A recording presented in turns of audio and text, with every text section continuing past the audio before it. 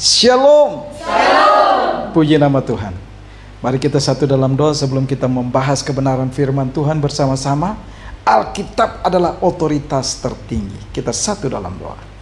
Bapa, di dalam nama Tuhan kami Yesus Kristus, kami bersyukur dan berterima kasih kalau Engkau masih memberikan kami kesempatan untuk dapat membahas kebenaran-Mu Tuhan. Karena kami tahu Alkitab adalah buku di atas segala buku yang dapat merangkum semua pengetahuan di dalamnya.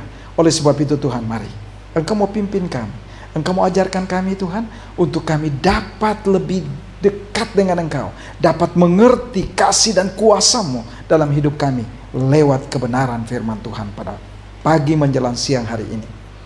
Terima kasih Tuhan Yesus. Mari Tuhan, kami siap. Hamba-Mu terbatas, tidak punya kemampuan apa-apa, tapi mari Tuhan, Engkau berikan hikmat dalam bibir mulut hamba, supaya hamba dapat menyampaikan bahwa memang benar-benar Alkitab adalah otoritas tertinggi dari buku segala buku. Oleh sebab itu Tuhan, ajarkan kami. Kami siap mendengar Tuhan, berbicaralah bagi kami. Terima kasih Tuhan Yesus. Haleluya. Amin. Silakan duduk Bapak Ibu yang dikasihi dalam Tuhan kita Yesus Kristus. Kalau ada banyak orang katakan, bahkan ada orang-orang pintar dalam segala penelitian, orang kaya dan sebagainya, orang katakan, ya saya bisa membuat buku yang menjadi bestseller gitu ya. Kenapa? Saya punya pengalaman, saya bisa sukses, saya dari orang yang tidak beruntung ya, dari desa yang terpencil. Bapak Ibu tahu, John Davidson Rockefeller itu dia orang yang paling kaya dari usia mudanya dan memang raja minyak di Amerika. Tapi Bapak Ibu tahu bagaimana latar belakang mereka? Dari kehidupan orang tua yang pedagang minyak obat. Kalau di sini dikenal minyak obat ya. Katanya obat ini dapat menyembuhkan kurap, dapat menyembuhkan ini dan itu. Tapi dia penuh dengan kebohongan. Dia menipu. Dari hari ke hari, minggu ke minggu, tetapi anak-anaknya semuanya berhasil. Bahkan menjadi gubernur di bagian Amerika. John D. Rockefeller menjadi orang terkaya pada usia 40 tahun. Dia memegang otoritas semua perusahaan minyak di Amerika. Apakah dia hebat? Bapak Ibu tahu kenapa saya katakan demikian? Alkitab adalah otoritas tertinggi. Puncak-puncaknya dalam kehidupannya, kekayaan yang begitu melimpah dalam hidupnya, sehingga membuat dia lupa diri. Berbisnis dengan karakter yang keras, dengan segala kebohongan dia bisa melindas semua perusahaan minyak ya. Pengoboran minyak yang kecil dia ambil semua, serahkan. Pada usia 53 dia mengalami penderitaan yang parah. Bahkan rambut di kepala, sehelai rambut di badannya tidak lagi tumbuh, habis. Alis semua, bulu mata. Kalau kita lihat orang seperti itu gimana ya? Takut juga ya. Tapi itu yang dialami oleh John D. Rockefeller. Jadi apa yang dia alami? Bahkan dokter pribadi yang terkenal sekalipun, dengan segala pengetahuan, mengatakan hidupnya tidak melebihi dari tahun hidupnya itu. Jadi usia 53 dia tidak akan mencapai usia 54. Tetapi apa yang terjadi? Pada waktu pagi hari dia bangun antara sadar dan tidak sadar. Bapak Ibu tahu? Dia teringat. Apa kata Alkitab? Apa yang menjadi milikmu adalah milik Tuhan. Dia mulai memanggil para pengacara, lawyer, tolong buat yayasan. Sebagian harta saya akan memberikan. Yang pertama dia lakukan, dia membuka rumah sakit. Dan penyeselin yang kita tahu, obat penyeselin yang terkenal, itu hasil karya penelitian mereka. Dan waktu dia mulai lakukan itu, dia mulai mencari orang-orang yang membutuhkan, yayasan, gereja. Maaf Bapak Ibu, kenapa saya katakan dia adalah orang baptis? Ibunya yang begitu taat dan selalu mendoakan. Waktu dia lakukan hal itu, apa yang terjadi Bapak Ibu? Yang divonis hidupnya tidak lagi mencapai usia 54. Tapi Bapak Ibu tahu usianya berapa tahun? 98 tahun. Ansur-ansur kekebalan tubuh meningkat. Jadi mari, apa kata Alkitab? Ya dan amin. Amin? Amin. Inilah otoritas tertinggi. Segala pengetahuan. Mau apa? Ekonomi, kedokteran, semua ada di sini. Hukum ada. Apa yang nggak ada? Ada. Nama Bapak Ibu dan saya ada. Tapi jangan lihat dari Alkitab bahasa Indonesia. Buka Alkitab bahasa asli. Nama kita tercatat. Itulah buku kehidupan. Oleh sebab itu Bapak Ibu yang dikasih dalam Tuhan kita Yesus Kristus, dari sedikit arahan kita akan melihat Alkitab adalah otoritas tertinggi. Mari kita buka satu ayat saja. Kita bersama-sama. Yosua pasal 1 ayat yang ke-8. Yosua pasal 1 ayat yang ke-8. Yang sudah berkata amin. Mari kita baca bersama-sama. 2, 3, 4. Janganlah engkau lupa memperkatakan kitab Taurat ini, tetap renungkanlah itu siang dan malam, supaya engkau bertindak hati-hati sesuai dengan segala yang tertulis di dalamnya. Sebab dengan demikian perjalananmu akan berhasil dan engkau akan beruntung. Puji nama Tuhan. Berbahagialah orang yang membaca kebenaran firman Tuhan dan merenungkan dalam hidupnya serta melakukan dalam praktek hari lepas hari. Bapak Ibu yang dikasihi, dari kebenaran firman Tuhan ini, apa yang dimaksud ya oleh Allah kepada Yosua? Bapak Ibu tahu, ini sebenarnya peringatan yang Yosua harus lakukan itu. Bukan cuma Yosua, tapi kita orang percaya dikala kita duduk, bangun, berjalan. Coba ceritakan tentang kebenaran firman Tuhan. Kalau zaman dulu perjanjian lama itu ya, yang harus diceritakan kepada anak-anak itu tentang 10 hukum Taurat. Jangan ada padamu Allah lain di hadapanku. Jadi waktu kita berharap kepada manusia, seperti khotbah kemarin Bapak Erno ya, ada 2 pilihan kan Pak? Satu yang baik, satu yang gak baik ya. Nah, jangan ada padamu Allah lain di hadapanku. Ini yang membuat kita terpisah dari Allah. Tetapi hukum yang berikut, ke-7 sampai ke-10, itu memperingatkan kita untuk apa? Sesama kita manusia. Oleh sebab itu Bapak Ibu yang dikasihi dalam Tuhan kita Yesus Kristus, ini yang kita harus ingatkan, bahwa ada di dalam dunia ini hanya 2 pilihan. Mau hidup berkenan di hadapan Allah atau tidak. Tapi saya tidak bahas mengenai hal itu. Yang saya bahas hari ini mengenai topik kita. Alkitab adalah otoritas tertinggi.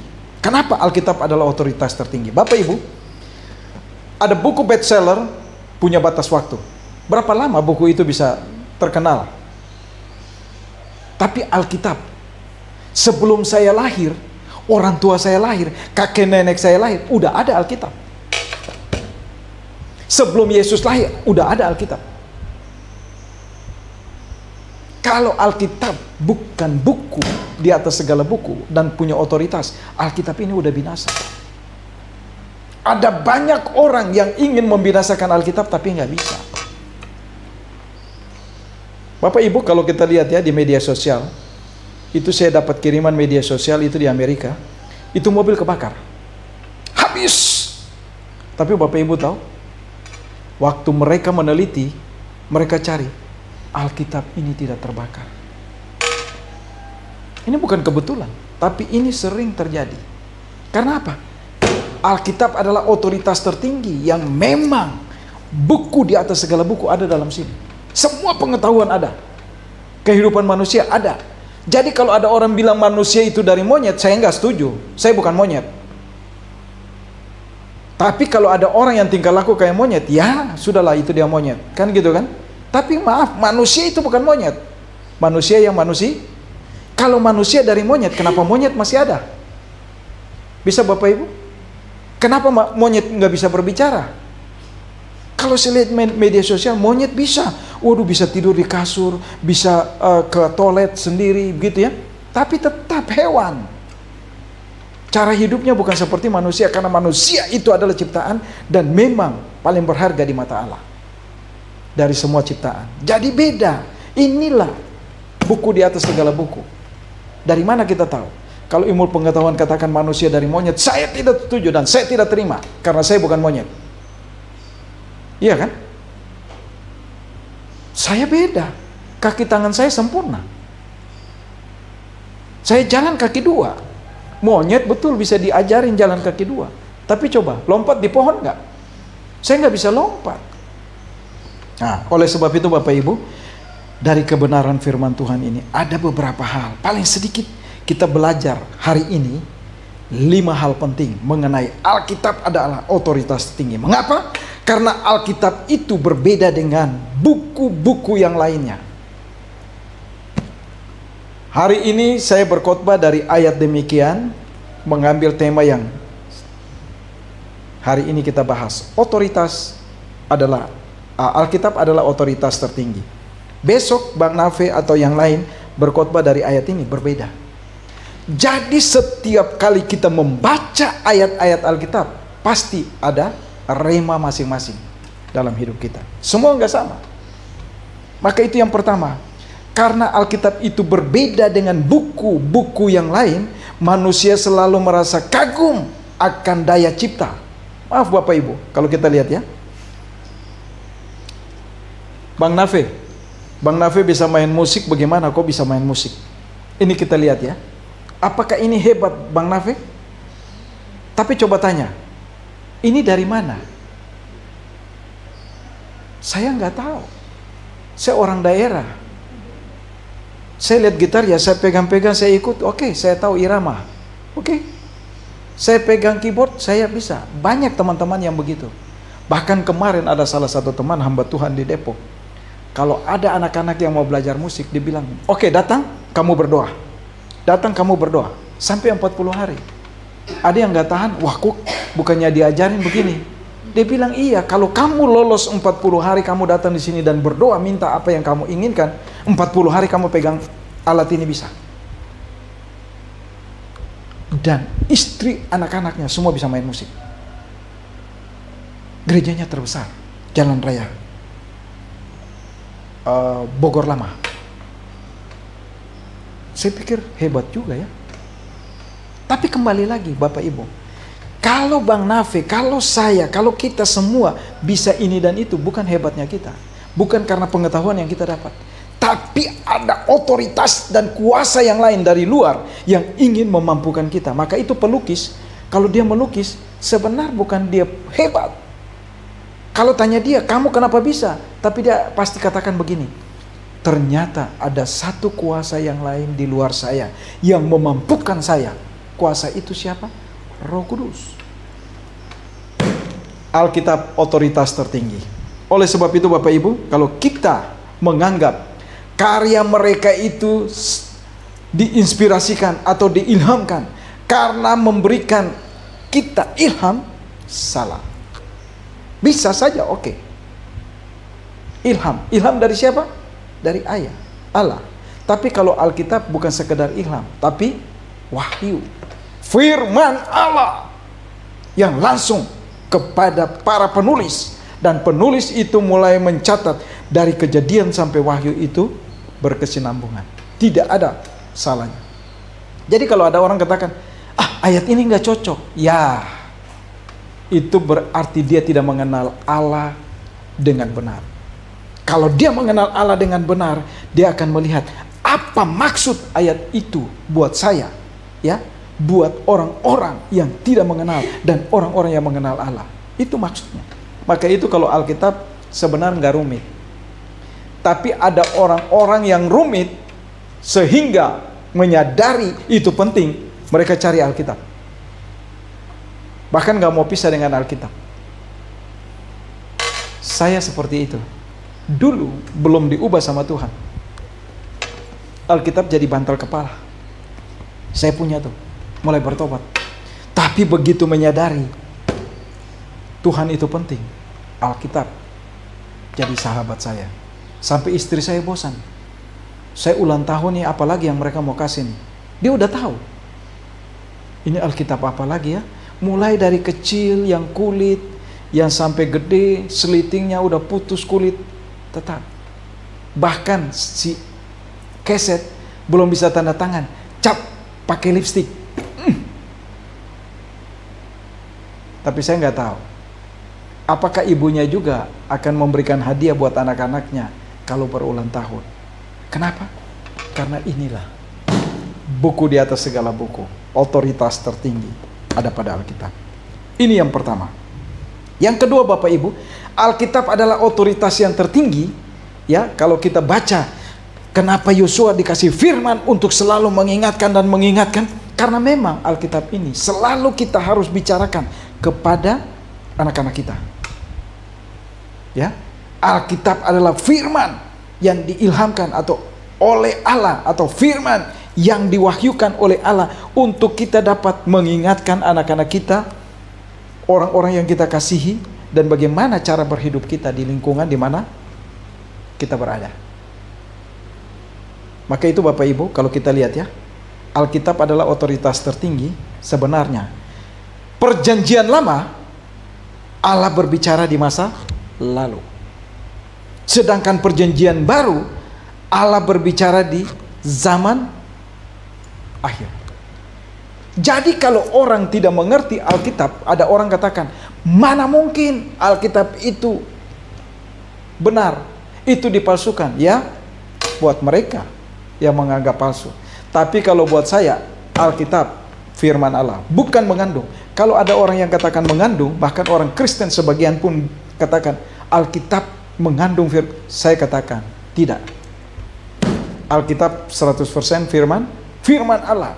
Apapun yang dikatakan, waktu kita lakukan itu, Allah mengingatkan kita. Waktu kita lakukan dengan tepat dan kita setia kepada Allah, janji-janji Allah kita akan peroleh. Oleh sebab itu, Alkitab di Perjanjian Lama Allah berbicara di masa lalu, bahwa dulu kehidupan manusia itu berhubungan dengan Allah. Kalau tidak ada Alkitab, kita tidak pernah tahu Adam dan Hawa. Maka itu kalau orang mau tahu sejarah kemanusiaan, dosa mulai ada di dalam dunia dan bagaimana manusia hidup di dalam dunia, harus baca Alkitab. Kalau dia tidak baca Alkitab, dia akan tidak mengerti. Yang ada hanya apa? Kekacauan dalam hidupnya, iri hati, dengki, dan ingin melebihi, bahkan melakukan ini dan itu, dia anggap dia lebih hebat. Tapi kalau Alkitab tidak mengajarkan begitu. Oleh sebab itu, dari 10 hukum Taurat dijadikan 2 dalam hukum kasih. Tidak ada lagi gigi ganti gigi, mata ganti mata, tangan ganti tangan. Tidak.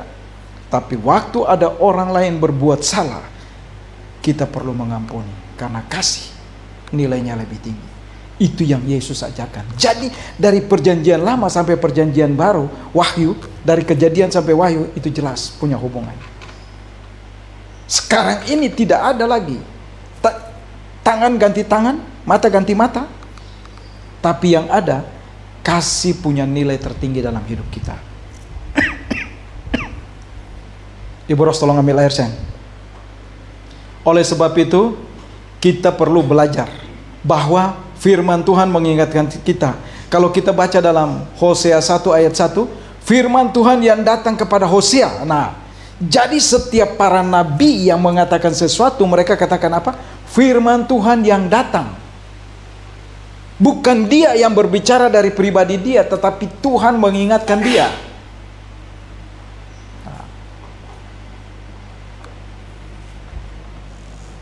Terima kasih Ibu Ros. Begitu dong. Suami udah batuk-batuk, enggak, itu kan kode. Aduh, terima kasih Non. Ternyata air seteguk membuat saya kembali tidak gatal. Ya, ini mengingatkan kita karena apa? Setiap nabi yang melakukan sesuatu mereka katakan apa? Firman Tuhan yang datang kepadaku. Saya hari ini berbicara atas nama Tuhan, bukan nama pribadi. Saya berdiri di sini kalau bukan atas nama Tuhan, saya tidak mau. Maka itu waktu saya diubah sama Tuhan, saya katakan, yes, terima kasih Tuhan. Saya tinggalkan semua dari masa muda saya. Nah, jadi itu Hosea. Bagaimana Yoel pasal 1 ayat 1 dia katakan, firman Tuhan yang datang kepada Yoel bin Petuel. Jadi firman Tuhan, Allah berbicara kepada mereka sebagai nabi untuk menyampaikan itu kepada manusia. Karena apa? Tidak mungkin binatang berbicara kepada manusia, tidak mungkin pohon yang berbicara kepada, tidak mungkin air bah sudah datang, ya, sudah berbicara mereka bertobat, nggak bertobat. Waktu Nuh membuat kapal mereka mengejek, air bah menghancurkan generasi itu. Dan akhirnya generasi baru, bagaimana? Sama juga hidup dalam dosa. Karena apa? Adam dan Hawa waktu jatuh ke dalam dosa, kita tidak bisa pungkiri. Dunia ini dikuasai oleh dosa. Nah, bagaimana dunia dikuasai oleh dosa?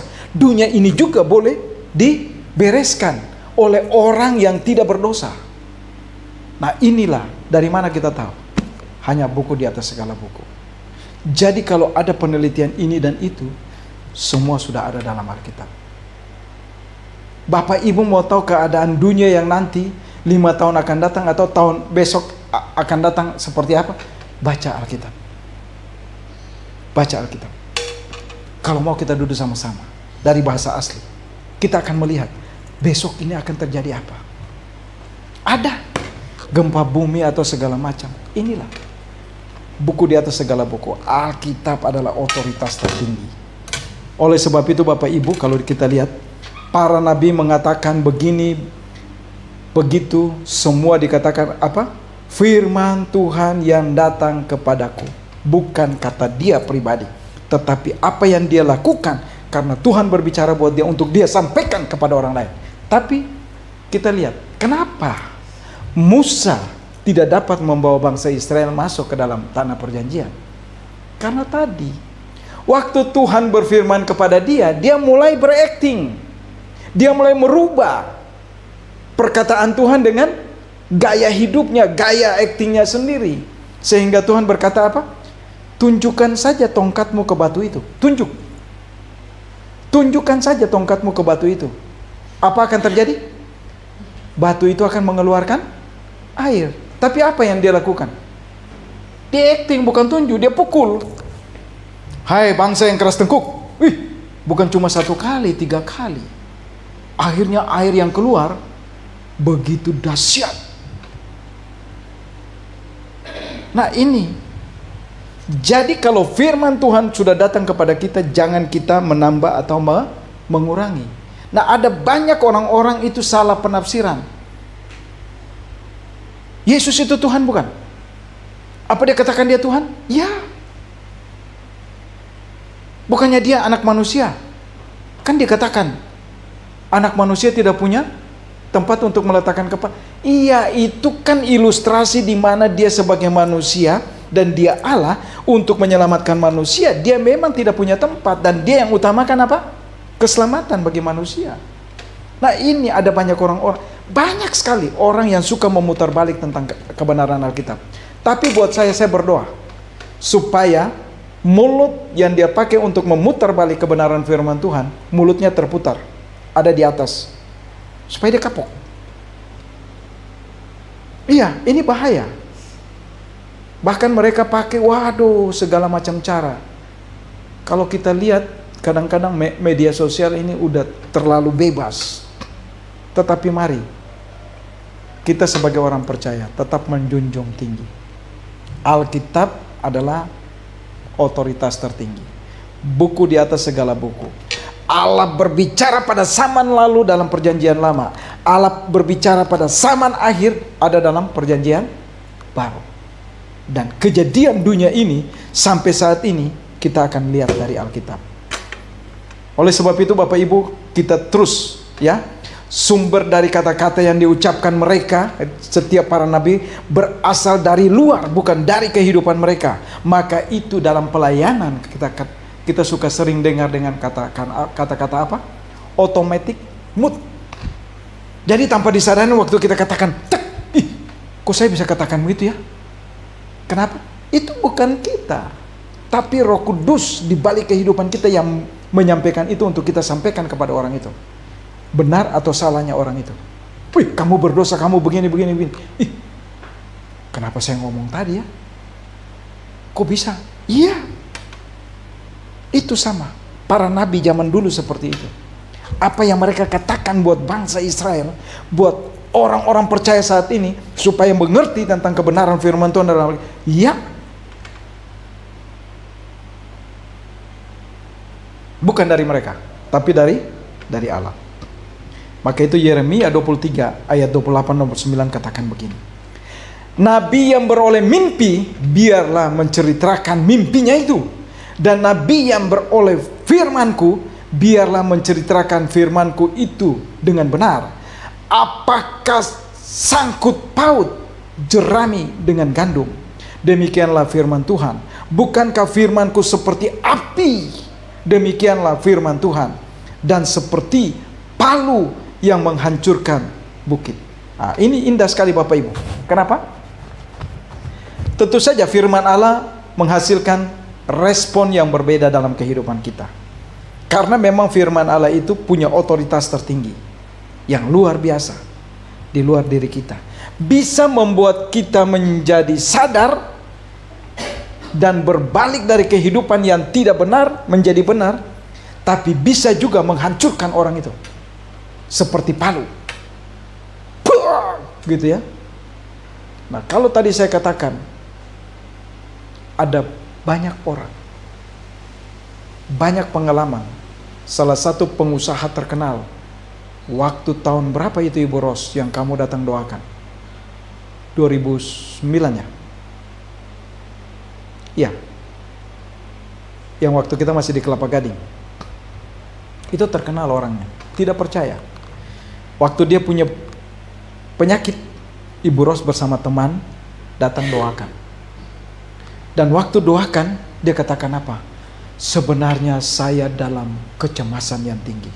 Saya dalam ketakutan. Karena apa? Krismon. Tahu ya pengusaha ya? Kita lihat, wah dia bisa bangun gedung-gedung tinggi, wah dia bisa hidup. Tapi Bapak Ibu tahu nggak? Dia juga hidup dalam, maaf, hutang yang begitu melimpah. Sehingga mereka dicari, mereka mau diinterogasi. Tapi Bapak Ibu tahu, waktu Ibu Ros bersama temannya datang, istri saya ini, mereka doakan, dia katakan, puji Tuhan, semuanya itu nggak terjadi pada saya. Dan Bapak Ibu tahu, dia bertobat, ambil keputusan apa? Menjadi pemberita Injil sampai akhir hidupnya. Luar biasa. Nah, ini membuktikan bahwa Alkitab ini memang punya otoritas tertinggi dalam hidup kita.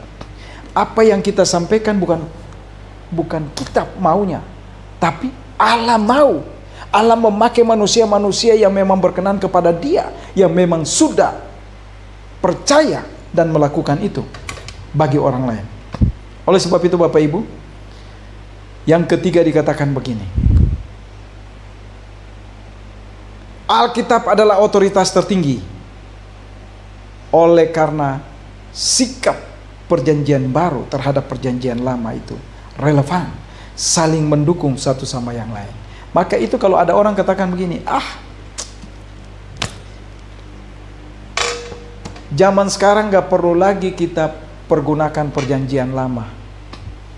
Saya katakan begini, perjanjian lama dan perjanjian baru nggak bisa dipisahkan. Satu dengan yang lain punya keterikatan.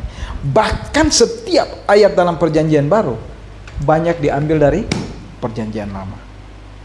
Karena memang itulah perkataan Allah. Waktu Allah sampaikan itu satu cerita yang berkesinambungan, yang mempunyai relevan, yang mempunyai jalur yang sama, sehingga menuju kepada akhir zaman Itu dari sana sampai dari ujung ke ujung itu bersangkut paut satu sama yang lain. Karena apa? Ada dosa. Waktu dosa ini tidak diselesaikan oleh Yesus sebagai Tuhan dan Juru Selamat pribadi, binasa. Nah, ini yang memang diingatkan. Sebelum Yesus lahir sudah diingatkan bahwa nanti ada seorang bayi telah lahir. Ya. Namanya disebut penasihat ajaib. Siapa dia? Yesus. Kapan? 360 tahun kemudian baru dia lahir. Nah, bagaimana kita bisa membayangkan itu? Sebelum 360 tahun Yesus lahir sudah dinubuatkan. Itulah firman Allah dalam Alkitab. Nah, oleh sebab itu Bapak Ibu, kalau kita lihat dalam Kisah Para Rasul Roma 9 ayat 17 dikatakan demikian ya. Sebab kitab suci berkata kepada Firaun itu sebabnya aku membangkitkan engkau, yaitu supaya engkau memperlihatkan kuasaku di dalam engkau dan supaya namaku masyhur di seluruh bumi. Coba tuh. Jadi waktu dia disiksa, dihina, di segala macam, waktu dia bangkit mereka sadar ternyata dia adalah perkataan Allah. Sebab kitab suci berkata kepada Firaun, coba tuh. Hei Firaun, ya. Itulah sebabnya aku membangkitkan engkau, yaitu supaya engkau memperlihatkan kuasaku di dalam engkau dan supaya namaku dimasyhurkan. Maksudnya apa? Firaun yang tadinya menganggap dirinya mempunyai otoritas, ya, dapat membangunkan kerajaannya, tapi coba lihat, nggak bisa. Waktu Musa membawa bangsa Israel keluar, apa yang terjadi? Firaun sadar, dia bangkit dari ketidurannya. Ini proyek saya ini bagaimana jalannya nih kalau mereka pergi? Mereka sengaja dilepaskan, dikejar. Tapi kembali lagi, nggak bisa. Allah punya otoritas. Ya, Allah menunjukkan itu kepada Firaun. You boleh berkuasa di dunia ini, tetapi yang berkuasa atas dunia ini saya. Menyeberang laut. Apa yang terjadi? Firaun dengan segala prajuritnya terbenam dalam air. Prajurit-prajurit yang gagah perkasa. Tapi bangsa Israel bagaimana? Nyebrang aja. Jalan. Begitu sampai di seberang, tutup kembali airnya. Ini otoritas. Otoritas Allah. Allah tunjukkan kepada Firaun. Bangkit kamu. Lihat bagaimana. Bangsa Israel tidak melawan kamu, tapi engkau melawan saya, dan saya melawan kamu. Dengan otoritas tertinggi. Jadi Bapak Ibu, jelas bahwa para penulis Alkitab, ya, perjanjian baru menunjukkan sikap mencapai Alkitab dalam perjanjian lama, bahwa punya sangkut paut yang jelas. Mereka tidak memperdebatkan keberadaannya, tetapi menerima apa adanya, bahwa ya dan amin. Contoh, mereka menyatakan apa yang ditulis oleh pemazmur dan nabi sebagai firman Allah melalui Roh Kudus. Jadi kalau kita lihat bahwa Alkitab, Bapak Ibu boleh pelajarin semua buku, ya, semua ilmu pengetahuan, tapi kembali lagi, Bapak Erno, berapa lama kita belajar di bangku teologi? 4 tahun ya? Ya. Iya, 5 tahun susun skripsi dan sebagainya. Tapi coba, waktu kita terapkan, kita ajarkan jemaat, berapa ilmu yang kita serap, bahkan kita bisa bagikan. Padahal coba, setiap tahun 24 SKS gitu ya. Wah, tahun berikut 24 SKS sudah berapa tuh? Wah, begitu. Tapi coba, yang saya bisa terapkan, saya cuma minta hikmat dari Tuhan. Bagaimana saya bisa kembangkan ilmu berkhotbah? Bagaimana saya bisa bereksegesi? Ya, bagaimana saya bisa menerapkan itu dalam hidup saya untuk saya sampaikan kepada orang lain? Sudah. Kalau saya ingat-ingat, waduh, iya ya. Tapi waktu bertemu dengan setiap masalah di dalam pelayanan, hikmat itu akan datang. Tapi yang banyak dipergunakan apa? Bagaimana teknik berkhotbah, berapa SKS Pak? Komunikasi ya istilahnya. Coba itu aja yang kita pakai. Penelitian, eksegese, udah. Hikmat dari Allah yang paling banyak. Nah, oleh sebab itu Bapak Ibu, dalam Yeremia 20 ayat 9 dikatakan, tetapi apabila aku berpikir, aku tidak mau mengingat dia dan tidak mau mengucapkan firman lagi demi namanya, maka dalam hatiku ada sesuatu yang seperti api yang menyala-nyala, terkurung dalam tulang-tulangku. Aku berlelah-lelah untuk menahannya, tapi aku tidak sanggup. Nah, inilah firman Allah. Bapak Ibu kalau udah punya hubungan dengan Allah yang indah, Bapak Ibu akan melihat bahwa apa yang kita baca, kita akan haus. Coba nanti tanya, maka itu Ibu Ros coba buka ruang kesaksian kalau kita punya banyak waktu ya. Ya, kita doakan. Supaya apa? Kita bisa dengar kesaksian dari kehidupan hari-hari yang sebenarnya kita alami. Karena orang yang jauh dari Tuhan begitu udah mulai merasakan bagaimana campur tangan Tuhan, itu nggak mau pisah. Hampir setiap waktu kita kalah para teologia. Mereka buka Alkitab, baca, mengerti nggak mengerti mereka baca. Apa yang Tuhan berbicara di situ mereka pegang. Coba. Ini yang membuat mereka berubah. Dan itulah yang Tuhan inginkan bagi kita. Ini dari Yeremia. Belum Amos, belum Yeskiel, belum Yohanes ya. Yohanes itu lebih jelas lagi. Oleh sebab itu Bapak Ibu kalau kita lihat, ya, Alkitab adalah otoritas tertinggi. Oleh karena sikap perjanjian baru itu relevan dengan perjanjian lama. Tidak menentang satu sama yang lain. Selalu mengingatkan kita kembali kepada perjanjian lama. Bahwa peristiwa-peristiwa itu kita harus ingat karena ada dosa di sana. Manusia pertama membuat dosa sehingga kita terjadi dosa. Dan ini kita mesti ingatkan kepada anak-anak kita, cucu-cucu kita, supaya mereka boleh hidup benar di hadapan Allah dengan tidak mengalami kutukan, tapi mendapat berkat. Bapak Ibu yang dikasihi dalam Tuhan kita Yesus Kristus, Alkitab adalah otoritas tertinggi. Bagian keempat. Karena ada begitu banyak pengakuan yang mengagumkan terhadap Alkitab itu sendiri. Ya, kalau kita lihat sekarang ini, maaf, media sosial itu saya kadang-kadang terkagum-kagum.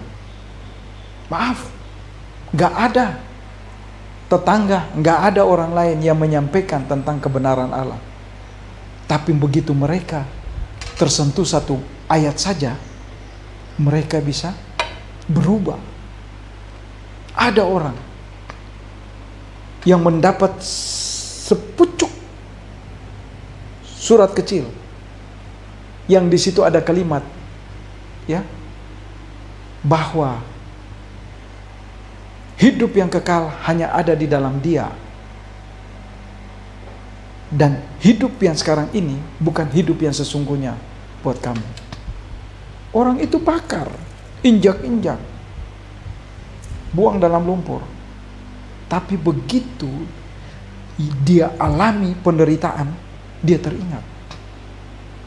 Suara berbicara kepada dia. Hidupmu saat ini bukan hidupmu, tapi hidup yang bahagia akan datang. Oleh sebab itu, dia langsung percaya. Ternyata saya bersyukur, saya berterima kasih kepada Tuhannya orang Kristen. Ini luar biasa. Jadi kita nggak perlu, jangan berdebat. Kalau ada orang yang merasa pintar dan menganggap ini bukan firman Allah, silakan. Tapi buat kita, mari kita katakan ini adalah 100% firman Allah. Karena otoritas Allah ada di sini. Alkitab adalah buku di atas segala buku. Dan Alkitab adalah otoritas tertinggi dari segala ilmu pengetahuan. Maka itu, adik-adik yang masih kuliah, rajin-rajinnya baca Alkitab. Waktu kita mengutamakan Tuhan, Tuhan juga akan utamakan kita. Karena firman Tuhan katakan apa? Cari dahulu kerajaan Allah dan kebenarannya, maka segala sesuatu akan ditambahkan. Jangan takut. Buat kita nggak mungkin, tapi buat Allah itu tidak ada yang mustahil. Iya, tidak ada yang mustahil. Allah juga memberikan kesanggupan kepada manusia untuk melihat anak-anak mereka dan untuk memerintah dengan bijaksana. Jadi kalau ada pemerintah yang tidak bijaksana, jangan tersinggung. Itu sebenarnya Tuhan ingin supaya kita belajar dari orang itu, baik atau tidak baik. Dan Tuhan ingin untuk kita lebih dekat lagi dengan Dia. Apa? Intim dalam doa, punya hubungan yang intim dengan Allah. Itu yang Allah mau. Jadi setiap peristiwa yang terjadi dengan kita, musuh yang terjadi di kantor, orang-orang musuh kita, lingkungan, ya, orang-orang cemoin kita, jangan pikirkan itu. Tapi mari kita pikirkan bahwa ada maksud dan rencana Allah di sana. Allah ingin kita apa? Lebih dekat dengan Dia. Karena apa? Kita selama ini punya hubungan jauh. Seperti ayah, ibu, dan anak-anak yang tidak lagi duduk semeja makan, duduk bersama atau ngomong bersama. Allah ingin dengan peristiwa itu kita bisa datang lagi ngomong seperti Bapa kita. Jadi doa itu tidak harus dengan tempat tertentu, ruangan tertentu, tapi doa di mana saja, sambil jalan bisa angkat hati. Tuhan, Engkau begitu baik buat saya. Engkau sangat baik, luar biasa. Saya ada sebagaimana adanya saya karena Engkau. Jadi doa itu bukan harus tutup mata, lipat tangan, tempat yang khusus, adem, sejuk. Enggak. Mau di pasar sambil belanja teringat, waduh, sayur ini kalau saya beli nikmatnya, kalau saya bisa menikmati, ya. Ada orang-orang yang nggak bisa menikmati sayur. Tapi waktu kita lihat sayur pemberian siapa? Allah. Terima kasih Tuhan, ternyata sayur yang Engkau berikan buat saya hari ini untuk saya masak ternyata punya gizi yang tinggi. Pernah kita berpikir nggak? Waktu kita lahir masih kanak-kanak, kita bisa segede sekarang ini? Enggak. Betul Ibu? Enggak. Karena apa? Kita nggak pernah tahu. Lalu yang membuat kita menjadi dari kanak-kanak, ya dari bayi, balita, kanak-kanak, remaja, dewasa itu siapa? Allah. Tanpa kita sadari. Jadi kalau itu kita ingat, kita harus bersyukur bahwa Allah memperhatikan kita. Nah, semua ada di dalam Alkitab.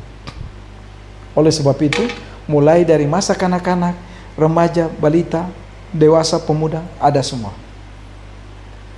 Dengan cara yang boleh dikatakan serupa gambaran dan rupa Allah, memang benar dapat dilihat pada semua orang, tetapi hanya pada satu orang saja, yaitu pada pribadi Yesus Kristus, dapat terlihat secara mutlak keadaan serupa, kesamaan dengan Allah sama sekali tanpa cacat dan telah.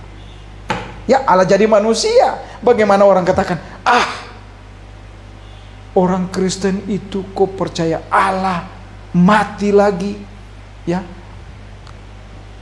mengkultuskan. Dia nggak tahu bahwa Yesus adalah Allah yang menyamar menjadi manusia, Allah yang menjadi manusia dan berbicara langsung kepada manusia.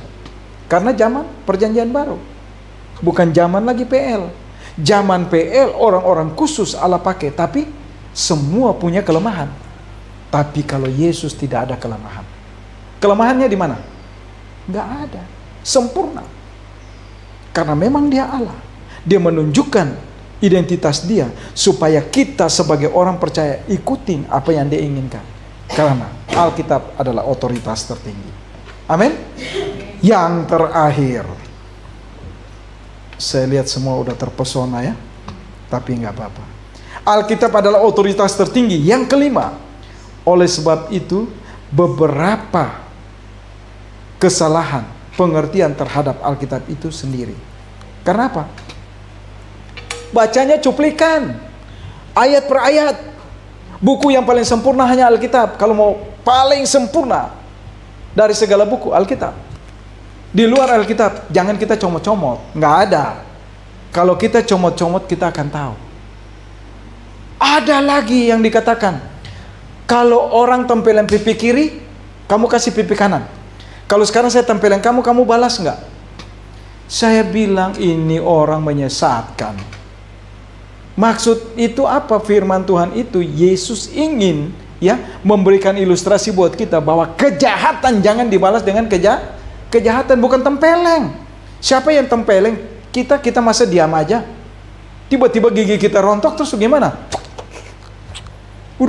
Mulut saya ada pinang. Padahal kapan saya makan pinang gitu ya? Tahu pinang ya? Keluar darah gitu ya. Terus kita diam. Bukan begitu. Bawa, lapor ke polisi. Ya kan? Tapi kejahatannya kita ampuni. Tapi hukuman tetap jalan. Nah, jadi kalau ada hal-hal itu yang kita lihat di medsos, anggap aja itu satu lelucon. Dan katakan, Tuhan ampunilah dia. Karena apa yang dia perkatakan dan dia lakukan, dia tidak inilah penyesatan. Kita doakan orang-orang seperti itu. Supaya mereka boleh sadar bahwa Alkitab adalah otoritas tertinggi, bukan mainan. Tempelin pipi kiri, kasih pipi kanan, maksudnya apapun kejahatan yang orang lakukan buat kita, orang sindir kita, orang jelekin kita, orang jelas kita, kita jangan balas. Tapi kita lakukan dengan kasih. Doakan mereka. Itu yang Allah mau. Tapi kalau kita memang benar-benar rumah saya dibakar, masa saya nggak ngamuk, nggak lapor dia ke polisi? Iya kan? Waduh, dia bakar rumah saya, terus saya tinggal di mana dong? Lapor. Supaya hukum berbicara. Karena apa yang dia lakukan dia tidak mengerti. Ada pribadi yang jahat di balik dia, yang perlu kita doakan dia. Supaya dia mengenal pribadi yang sesungguhnya dalam Yesus. Karena Yesus adalah Allah yang menjadi manusia. Fakta bahwa Allah berbicara secara langsung dan utuh melalui Alkitab, bagaimanapun juga tidak merupakan derajat para penulis Alkitab menjadi sederajat seperti Allah. Mereka sederhana. Mereka punya kelemahan. Jadi kalau ada orang-orang yang dipakai Allah, jangan kita melihat mereka itu sudah Allah. Belum. Mereka juga punya kelemahan. Lapar makan nggak? Lapar makan. Hanya beberapa orang dalam Alkitab yang kita ketahui bahwa bisa berpuasa 40 hari. Selain dari itu nggak bisa. Ibu Ros, 50 tahun kemerdekaan Indonesia kita puasa masih minum nggak? Minum ya, jus ya? Itu pun udah melayang. Saya pikir saya udah ada di dunia lain. Coba 40 hari. Coba yang ada cuma air terus jus. Tiba-tiba, aduh, ini kenapa? Gak bisa. Selain Yesus dan orang-orang tertentu yang dipilih Allah untuk berpuasa 40 hari, itu ya dan amin. Dan itu tanpa makan, tanpa minum. Tapi kalau kita manusia punya kelemahan, harus minum. Harus minum jus. Udah minum jus aja masih Tapi puji Tuhan, 40 hari kita bisa lihat luar biasa. Karena waktu 40 hari itu kita pemetaan di mana-mana, mesti ada rekonsiliasi. 50 tahun kemerdekaan itu ya, rekonsiliasi dengan Belanda, dengan ini itu, orang-orang yang musuhin kita rekonsiliasi. Dan itu buat di mana? Istora Senayan. Waktu itu si April masih kecil. Tampil juga dia sama Agnes Monica di atas panggung. Saya bilang ada lagi nih, anak saya kapan bisa joget-joget di atas panggung ya? Itu Agnes masih kecil. Nah ini satu keunikan di mana kita tanpa kita sadari Allah ingin menunjukkan otoritasnya dalam kehidupan kita, karena bukan kita, tapi itulah yang Allah inginkan. Dan Allah yang menjadi manusia hanya Dia Yesus. Para penulis PL Perjanjian Lama juga menggunakan wewenang mereka untuk memilih, menghilangkan apa yang dianggap tidak relevan dengan maksud tujuannya yang hanya mencantumkan apa yang perlu. Jadi coba kita perhatikan ya. Kenapa penulis Alkitab itu tidak pernah menulis mereka yang menulis? Tapi saya mau tanya kita, Keset, kalau kamu tulis sesuatu, nama kamu perlu dicantumkan nggak? Kenapa begitu? Karena karya kamu, iya kan? Supaya jangan dicontek. Tapi Alkitab tidak seperti itu. Bagaimana kita tahu yang menulis itu Yohanes, Paulus, dan Yakobus segala macam? Dari gaya mereka. Maka itu Bapak Ibu, kalau saya berdiri di mimbar ini, saya punya gaya beda dengan Bang Nafe, beda dengan Bapak Nevo, iya kan? Kalau Bapak Nevo kan ya. Kalau saya nggak bisa begitu. Bapak Ibu tahu saya belajar untuk ngomong itu di Kelapa Gading, itu di tempat di mana orang tanam padi. Karena saya terinspirasi dari Billy Graham. Bagaimana dia belajar di pohon-pohon gandum, dia tunjuk tuh gandum satu-satu, akhirnya gandum bisa berbuat lebat-lebat gitu ya. Dan dia bisa pergi penginjilan ke daratan Cina. Saya di situ waktu istirahat makan, saya bawa mobil ke situ sambil saya menikmati makanan, saya teringat, wah, orang-orang ini perlu dengar kebenaran firman Tuhan. Apa yang terjadi? Saya berdiri, saudara-saudara, begitu mereka yang tadinya lagi tanam padi bertobat, tunduk lagi. Mereka pikir saya gila. Tapi disitulah saya menemukan gaya saya. Gaya saya tidak seperti istri saya yang kadang-kadang mengikuti saya. Wih, saya lihat seram juga ya. Saudara-saudara, itu kata kalau istri, kalau saya nggak bisa begitu, karena gaya saya tetap gaya saya. Nah, ini yang kita mesti lihat, bahwa penulis dengan cara tulis mereka, dengan gaya mereka, gaya tulis itu berbeda. Yang kasar tetap kasar, sehingga ada teman-teman dekat mereka mengambil alih untuk mencatat dengan lembut. Ini, jadi kita nggak bisa bilang bahwa dari Kejadian sampai Wahyu ini sama, beda. Karakter Nabi itu pun berbeda. Yusuf dipakai Allah dengan cara tersendiri, lahir dengan cara hidup yang manis, yang tidak pernah ini. Tapi coba, dia tidak pernah saudara-saudaranya berbuat jahat buat dia, dan dia tidak pernah membalas kejahatan itu. Tapi dia apa?